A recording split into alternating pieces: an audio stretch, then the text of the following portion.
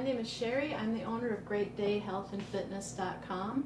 I'm a certified weight loss coach and certified personal trainer. And in an effort to better serve my weight loss clients who would like to try out some of the various diets that are popular right now, I'm going to try them out myself. So the first one I'm going to try out is the paleo diet, also known as the Whole30. Now on the paleo diet, the diet does not allow any kind of grains or dairy or legumes. So that means no beans or peanuts, which are legumes. And for dairy, that means milk and cheese, and does not include eggs. Eggs are not considered dairy. And so what the diet focuses on is meat, fish, eggs, vegetables, fruit, certain oils, including coconut oils, and nuts.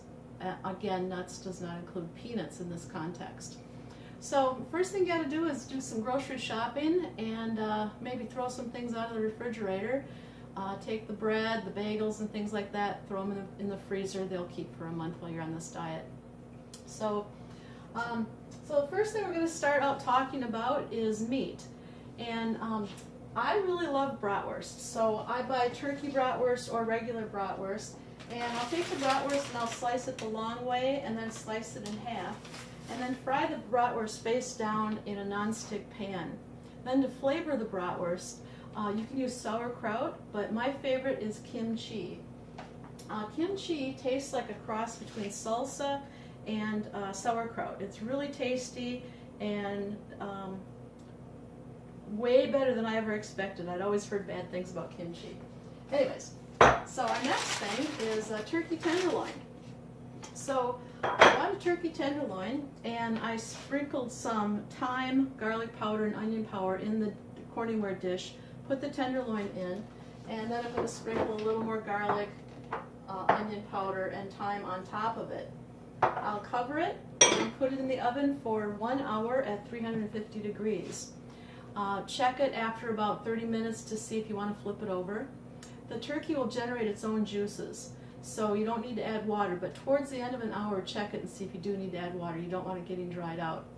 So after an hour, cut the turkey breast open and see if it's done, and then determine how much longer you'd like to cook it. Having some turkey breast in the refrigerator means that you're going to have a nice, tasty protein source for those times when you come home from work and you're tired, you don't have time to deal with anything. You can just warm it up in the microwave and have a nice piece of turkey breast. Okay, next thing is fish. I like to bread fish, and on the paleo diet, they encourage you to buy shredded coconut, also coconut meal, or almond meal to use as breading for your fish. So what I like to do to season my breading with is I will take some garlic powder and some mustard powder and some tarragon and mix that in with my crumbs. So of course we're not using breadcrumbs, so we're using the coconut or almonds. And so roll it in that and then put it in your toaster oven and bake it at about 425 degrees for about maybe 15 to 20 minutes. So check your fish for doneness. It takes longer, of course, if it's a thicker piece. So if you've got a thick piece of cod, I would slice it lengthwise into thinner pieces so it doesn't take so long.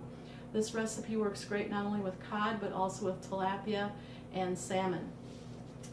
The next thing we want to talk about is beef. I like hamburgers. And so I got some green peppers, some red bell peppers, and some onion. And I'm going to chop these up finely on a cutting board, and then take a pound of fresh hamburger, add the chopped vegetables into the hamburger, maybe some garlic powder, and then mix it all together. Perhaps throw in an egg if you like, and then make it into patties, fry up the patties, eat 1 or 2 for dinner tonight, save the rest for lunch or dinner the next day. They'll keep for about maybe 5 days. Kind of check them, make sure they're all right. Then there's salad. So I've got some avocado, again the peppers. I like to put apples in my salad, so that would be nice. Also some little red tomatoes or any kind of tomatoes, anything you like on salad, as long as we're not doing cheese and grains and croutons and things like that. I also like to use jicama on my salads. Now jicama is a root vegetable, and I believe it's from South America. It's spelled Jicama, jicama. And it tastes like a cross between a potato and an apple.